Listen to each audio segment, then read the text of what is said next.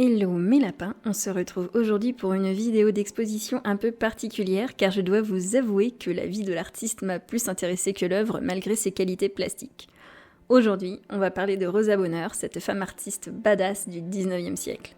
Clairement, cette vidéo, en tout cas la personnalité de cet artiste, aurait totalement eu sa place dans la série Gente Dame Badass de Justine de France sur sa chaîne YouTube La Prof. Allez, on s'y met. À l'occasion du bicentenaire de sa naissance, le musée d'Orsay nous propose une exposition exceptionnelle du travail de cette femme artiste, adulée pendant toute sa carrière, puis malheureusement aussitôt oubliée après son décès. Rosa Bonheur, c'est à la fois une femme libre, considérée comme l'une des pionnières du féminisme, mais aussi cette dessinatrice, peintre et sculptrice douée d'un talent artistique indéniable et d'un regard capable de saisir l'essence même de la faune et de la flore. By the way, en passant, on salue les musées qui, depuis la fin du premier confinement, mettent tous plus en avant les artistes femmes. On a eu depuis Elles font l'abstraction au Centre Pompidou en 2021, qui était génial, Pionnière au musée du Luxembourg cette année, Frida Kahlo qui est toujours actuellement au Palier Galliera, ou encore Parisienne citoyenne qui est actuellement à Carnavalet et qui finit, je crois, en janvier. On va pas se mytho, ok la société elle évolue avec le travail acharné des personnes qui s'y emploient, mais il y a aussi juste un simple effet marketing de vente et de mode, plus qu'un souci d'égalité des sexes, si vous voulez mon humble avis, même si je pense que, Dieu merci, il y a beaucoup d'agents et de conservatrices, de commissaires d'exposition qui sont des femmes. Et donc, grâce à elle, dans les temps à venir, on aura sans doute au fur et à mesure de plus en plus de visibilité sur le travail de toutes ces femmes artistes qu'on a tendance à avoir un petit peu oubliées à travers les siècles. Bon, j'arrête de vous saouler avec ça et je retourne à Rosa Bonheur. Donc, Rosa Bonheur, c'est l'histoire d'une femme qui fut capable de défier et de refuser de subir tous les carcans liés à la féminité de son époque, sans jamais créer de scandale, et donc de vivre sa vie à sa sauce, tranquillement, et je vous promets que pour l'époque, clairement, ça déchire. Peintre animalière du 19e siècle, Rosa est certainement l'artiste peintre la plus célèbre et la plus vendue de son siècle, avec une production d'un bon millier d'œuvres, il me semble, et elle est connue mondialement, sa carrière est internationale, elle est célébrée en France, en Angleterre ou encore par exemple aux États-Unis. Elle est éduquée dans une famille d'artistes et elle est encouragée à créer. D'ailleurs, elle quitte l'école à 13 ans pour rejoindre l'atelier de son père, et ça d'ailleurs, ce que je vous montre là, ce sont ses œuvres de jeunesse. Marie-Rosalie, qui deviendra ensuite Rosa Bonheur, se lance donc dans une carrière artistique avec la bénédiction de sa famille. D'ailleurs, son père, Raymond Bonheur, la pousse à suivre sa voie, et surtout à se former et à fournir un travail de qualité, c'est-à-dire à travailler avec ardeur et à aller se confronter aux grands maîtres du passé, c'est-à-dire les œuvres qui sont au Louvre et donc d'en faire des copies et des études. À l'âge de 19 ans, Rosa participe pour la première fois au salon et expose ses 2 lapins qui sont aussitôt remarqués. Donc je vous explique pour ceux qui ne savent pas ce qu'est le salon. Le salon, c'est le salon de peinture et de sculpture, appelé de manière générique le salon, soit une manifestation artistique qui a lieu à Paris de la fin du XVIIe siècle à peu près 1880, et où les artistes venaient exposer. Ces artistes étaient agréés originellement par l'Académie royale de peinture et sculpture créée par Mazarin, puis après par l'Académie des Beaux-Arts. En gros, c'est un passage obligé et the place to be pour les artistes qui veulent être reconnus et qui veulent vendre. Je retourne sur Rosa Bonheur.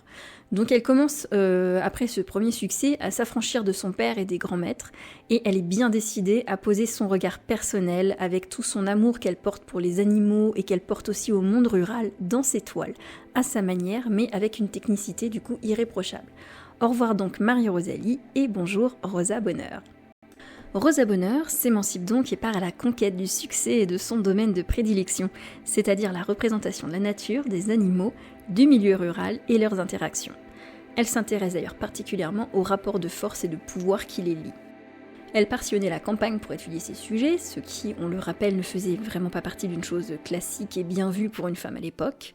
Son travail d'étude sur le terrain portera ses fruits, puisqu'elle obtiendra au salon de 1845 une médaille de 3e classe pour son tableau Le Labourage. À partir de là, elle ne fera qu'enchaîner les honneurs et les récompenses jusqu'à la fin de sa carrière. En 1848, elle obtient la médaille d'or pour Taureau et Bœuf, ainsi qu'une commande de l'État qui sera le Labourage nivernais. En 1949, ce tableau sera le grand succès du salon, qui lui vaudra de prendre la succession de son père comme directrice de l'école gratuite de dessin pour filles de Paris, et ça n'est pas rien. D'ailleurs, rien n'arrête ce petit bout de femme d'1,50 m et les succès continuent avec son marché aux chevaux de 1853 ou encore sa fenaison en Auvergne qui lui vaut en 1855 une médaille d'or lors de l'exposition universelle et qui rejoint aussitôt la collection du musée du Luxembourg. Alors pour info, c'est quelque chose d'assez important puisque le musée du Luxembourg à cette époque c'est le grand musée des artistes vivants reconnus. On continue, puisque Rosa Bonheur, qui vend maintenant ses toiles comme des petits pains, peut même se payer le luxe de ne plus avoir à fournir d'œuvres pour les salons officiels. En effet, elle a maintenant, et ce depuis 1854, 3 marchands de tableaux attitrés. Comment vous dire que ça, si c'est pas une marque de succès, je ne sais pas ce que c'est. On continue. Ces tableaux commencent d'ailleurs à obtenir un succès mondial avec la tournée de son fameux marché aux chevaux en Angleterre, puis aux États-Unis où il est acheté par un collectionneur. Rosa se découvrira d'ailleurs une passion pour les paysages d'Écosse avec un séjour en 1856, puis elle sera élue membre de l'Académie des Beaux-Arts de Milan en 1862, ainsi que de celle de Pennsylvanie, ainsi que de celle également de la Société des artistes belges. En 1865, c'est l'honneur suprême, puisque c'est l'impératrice Eugénie qui se rend chez la peintre pour lui remettre la Légion d'honneur. Rosa, alors 43 ans, et l'impératrice déclare en parlant de Rosa Bonheur que c'est une preuve que le génie n'a pas de sexe. Que dire de plus ? Les années passent et les décorations se succèdent, le succès ne faiblit pas, et en 1894, Rosa Bonheur est la première femme promue au grade de la Légion d'honneur. Dans toutes ses œuvres, on peut ressentir son amour des bêtes et son travail d'observation. La terre y est comme vivante, la nature et les feuillages vibrent d'une vie organique, et personnellement me donne super envie d'aller en forêt, et le souci anatomique du détail dans ces animaux éclate sur ses toiles comme sur ses croquis et études préparatoires. Clairement, on y voit la force de son engagement et de son intérêt pour la cause animale. Mais Rosa Bonheur, en plus d'être cette artiste accomplie, est une femme qui aura réussi le tour de force de vivre non seulement de son art, mais aussi de vivre comme elle l'entendait, et totalement hors des clous. Elle ne doit sa réussite qu'à elle-même et à son talent, et elle force le respect du public et de ses contemporains. Elle a de nombreux admirateurs connus comme Georges Bizet, Buffalo Bill, la reine Victoria, Napoléon III ou encore Victor Hugo. Tout le monde s'extasie devant son génie sans jamais l'attaquer sur sa singularité. Et pourtant, je vous prie de croire que sa singularité, elle est forte, d'autant plus pour son époque. Parce que oui, en plus d'être cette femme artiste qui reçoit tous les honneurs, elle est également la première femme à s'acheter un bien immobilier grâce aux fruits de son travail. Elle s'offre le château de By en 1859 pour pouvoir travailler en paix puisqu'elle en avait absolument ras-le-bol de toutes les personnes qui passaient la déranger incessamment dans son atelier à Paris.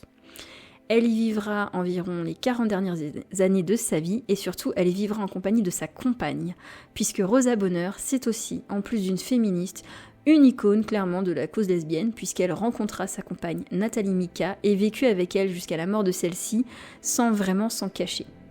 Figure singulière, à contre-courant, militante, émancipée des clichés et obligations liées à la condition féminine de son temps, refusant les stéréotypes et les carcans et transgressant les règles qui ne le convenaient pas, sans se soucier du qu'en dira-t-on, dans une société pourtant stricte et conventionnelle as fuck, et se moquant des conventions, elle osera et revendiquera par exemple les cheveux courts, les cigarettes et pire les cigares, les ports de pantalons absolument interdits à l'époque, en obtenant pour cela un permis de travestissement auprès des forces de l'ordre, réalisant ainsi le tour de force et le tout avec une finesse et une intelligence hors pair qui lui permettra de ne jamais créer de scandale et de garder ainsi sa renommée intacte, vierge de toute tâche et de tout scandale, prouvant ainsi à tous que le génie créateur n'a vraiment pas de sexe. De nos jours, cet artiste et cette femme nous touchent toujours autant par son étonnante modernité. Cette femme qui a défendu toute sa vie le fait d'élever la femme et qui nous a prouvé que le talent n'est pas lié au genre, simplement armée de ses pinceaux et de son pantalon en parcourant les forêts et les foires aux bestiaux pour les croquer, est clairement une figure qui est toujours extrêmement d'actualité, malheureusement. C'est une amoureuse de la nature et des animaux et elle s'est battue aussi pour la préservation de la forêt de Fontainebleau et elle clamait haut et fort que les animaux avaient une âme, pensée rarissime au XIXe siècle. Je ne sais pas si ces œuvres vous auront touché, en tout cas moi j'ai trouvé que c'était un personnage extrêmement intéressant et je remercie le musée d'Orsay pour cette très belle exposition qui m'a fait extrêmement plaisir. En tout cas, mes lapins, j'espère que vous aurez apprécié cette vidéo et je vous dis à très bientôt pour la prochaine. Allez, bisous mes lapins!